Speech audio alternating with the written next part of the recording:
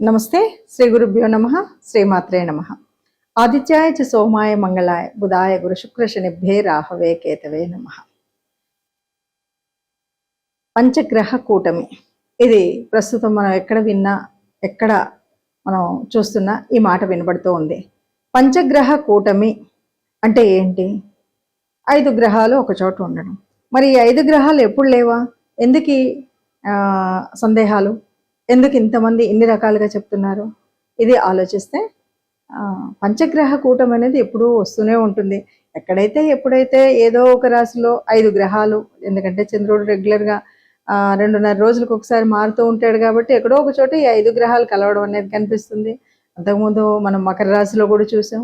అయినా మరి ఇప్పుడు ఎక్కడ చూసినా ఈ పంచగ్రహ కూటమి రాబోతుంది, దీనివల్ల నష్టాలు ఉన్నాయి, కష్టాలు ఉన్నాయని చాలామంది మనం వింటూ ఉన్నాం. దానికి తోడుగా ప్రేక్షకులు కూడా రకరకాలైనటువంటి అనుమానాలు, నిజంగా అలా జరుగుతుందా జరగదా అని. ఎప్పుడైనా సరే 5 గ్రహాలు ఒక్క చోట ఉన్నాయి అన్నప్పుడు పెద్ద మార్పు కనబడకపోవచ్చు, కానీ అందులో ఇలా ప్రత్యేకించి చెప్పుకోవడానికి కారణాలు కొన్ని ఉంటాయి. ఏంటి అంటే, ఇప్పుడు రవి, కుజుడు, రాహు ఇలాంటి గ్రహాలు కలవడం అనేటువంటిది కొద్దిగా ఇబ్బందికరమైనవే. ఇలా ఉన్నప్పుడు ప్రత్యేకించి ఈ పంచగ్రహ కూటం వల్ల ఇబ్బందులు కలుగుతాయి అని, లేకపోతే ఏదో ఒక మార్పు ఉంటుంది. ఇబ్బందులు అంటే ఒక కొత్త రకమైన మార్పు ఉంటుంది. అది ఉంది అంటే అది మంచిదా చెడుదా? మంచిది కావచ్చు, చెడుది కావచ్చు, ఏదో ఒక మార్పు అయితే ఉంటుంది అని చెప్పేటువంటి తత్వం. మరి ఇది ఎప్పుడు జరుగుతుంది ఏమిటి అంటే, ఫిబ్రవరి మరి అమావాస్య నుండి 3 రోజులు, అంటే 17, 18, 19 ఈ 3 రోజులు కూడా మనకి పంచగ్రహ కూటమి ఉంటుంది.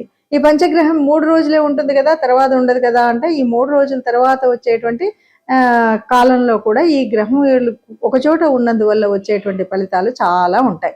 ఆ ఫలితాలు ఉండడం వల్ల మనకు అనేక రకాలైనటువంటి మార్పులు ఉంటాయి. అంటే అమావాస్య నుండి 3 రోజులు కూడా మనకి పంచగ్రహ కూటమి ఉంటుంది. ఈ పంచగ్రహ కూటమి ఒక్కొక్కసారి మనకు కొన్ని రకాలైనవి ఏంటి అంటే, ఇందులో ముఖ్యంగా రవి శనులు వీళ్ళిద్దరు కూడా సమసప్తకాల్లో ఉండడం అనేటువంటిది ఇది ఒక కొత్త మార్పు. దీనివల్ల మంచి మార్పు ఉందా, చెడు మార్పు ఉందా అంటే, కొంతమందికి మంచి మార్పు అనిపిస్తుంది, కొంతమందికి చెడుగా ఉంటుంది. ఇది కూడా ఇప్పుడు జరిగింది ఎట్లాంటిది అంటే, వాయుతత్వ రాశిలో జరిగింది. వాయుతత్వం ఉన్నప్పుడు ఒక రకమైనటువంటి ఆ వాయువుకు సంబంధించినటువంటి, అంటే ఆకాశంలో జరిగేటువంటి కొన్ని ఉంటాయి కదా, వాయువు అంటే మనం చెప్పాలంటే ఏరోప్లేన్ ఇలా ఉంటాయి కదా, ఇలాంటి వాటిల్లో ప్రయాణం చేసేటప్పుడు కానీ, వాయువు గుణం కలిగినటువంటి వాటిలలో కానీ మంచైనా చెడైనా వాటి వల్ల లభించేటువంటి స్థితి అయితే మనకు కనపడుతుంది. ఇది కుంభరాశిలో వాయుతత్వంలో జరుగుతుంది కాబట్టి ఇది జరుగుతుంది. ఇంకా ఒక మాట అయితే చెప్తారు.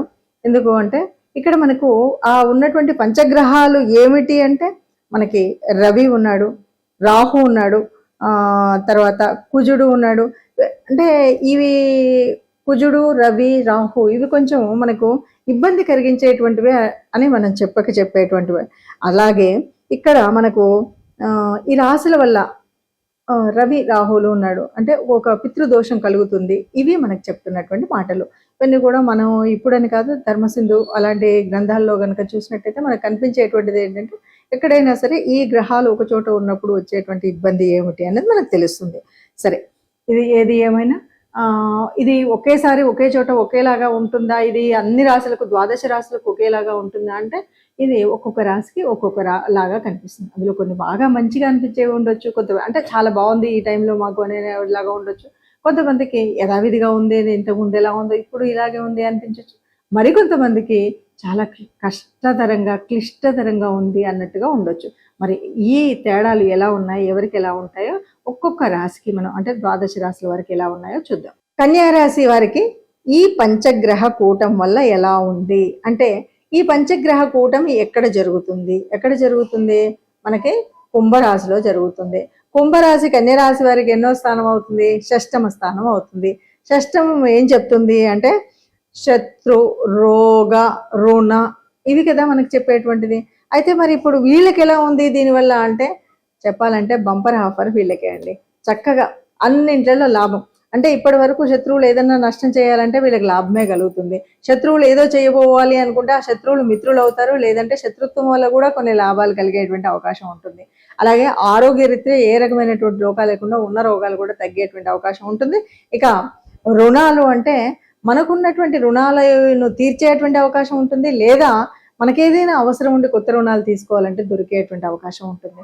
ఈ రకంగా మరి కన్యా రాశి వారికి ఇప్పుడు ఉన్నటువంటి ద్వాదశ రాశులన్నింటిలో కూడా చాలా మంచి జరిగేటువంటిది ఎవరికి అంటే ఈ పంచగ్రహ కూటం వల్ల కన్యా రాశి వారికి మరి చాలా మంచి జరుగుతుంది కదా. అంటే ఎందులో జరుగుతుంది మంచి అంటే మనకి జీవితంలో ఏమేంటండి మనకు మంచి అని అనిపించేటువంటి, నా ఇల్లు బాగుంది, నేను బాగున్నాను, నా భార్యాభర్తలు మేమిద్దరం బాగున్నట్టే కదా, మరి అలాగే బాగుంటారు. అంతేనా అంటే సంతానం, ఉద్యోగం, వ్యాపారం, చుట్టుపక్కల ఉండేటువంటి సమాజం వీళ్ళందరితో కలిసి ఉంటే మన జీవితం బాగున్నట్టే, మరి అలాగే ఉంటాం. అలాగే ఉన్నప్పటికి కూడా మరి జన్మజాతకంలో ఎలా ఉందో తెలియదు. మరి పంచగ్రహాల్లో బాగుంది కదా, ఇంకా నేను ఏం చేసినా చెల్లుతుంది అని మనం కొంచెం శృతి మించి రాగాన పడితే కష్టం వస్తుంది.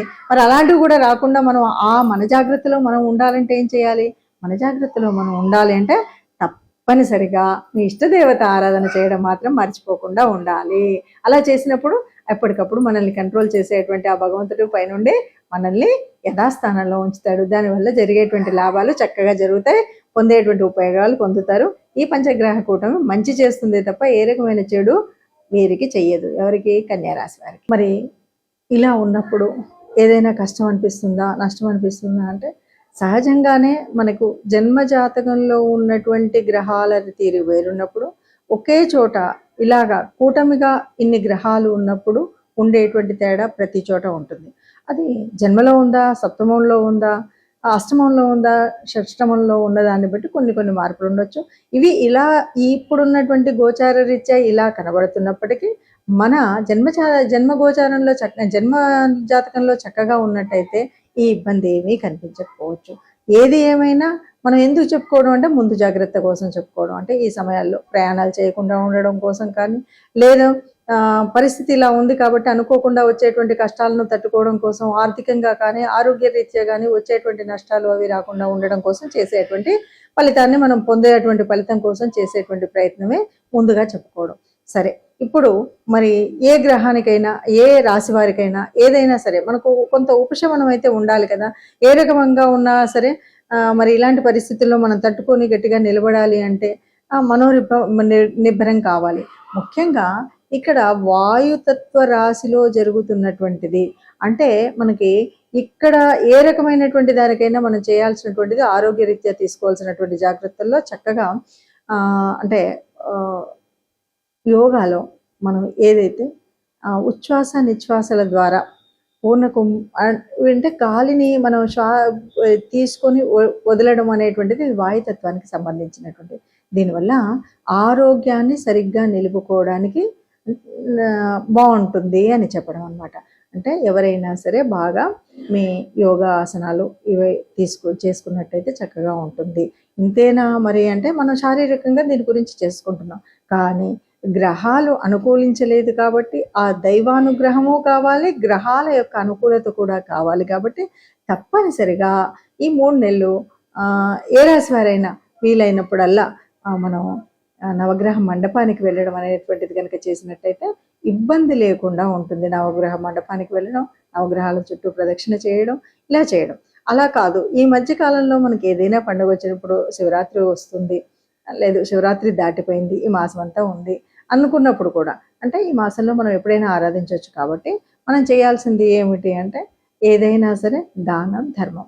ఈ దాన ధర్మాలు చేయడం, గోశాలకు వెళ్ళడం ఇలాంటివి చేసినట్టయితే మనకు అనుకున్నటువంటి అంటే తప్పనిసరిగా ఈ పంచగ్రహ కూటమి ఇలా ఉంది కాబట్టి నాకు సప్తమంలో ఉంది, నాకు అష్టమంలో ఉంది, దీనివల్ల ఈ నష్టం వస్తుంది, కష్టం వస్తుంది అనుకున్న వాళ్ళందరికీ కూడా ఏ ఇబ్బంది రాకుండా, పెద్దగా లాభాలు లేకపోయినా ఇబ్బందిగా ఉన్నది అనేటువంటి రాశుల వారికి ఇబ్బంది లేకుండా ఉండడానికి తప్పనిసరిగా గోశాలకు వెళ్ళి గోగ్రాసం సమర్పించడం, మీ ఇష్టదేవత ఆరాధన చేయడం అనేటువంటిది కనుక చేసినట్టయితే ఏ కష్టం లేకుండా అందరం కూడా ఈ పంచగ్రహ కూటమిలో కూడా సుఖంగా, సంతోషంగా, ఆనందంగా, ఆరోగ్యంగా ఉంటారు.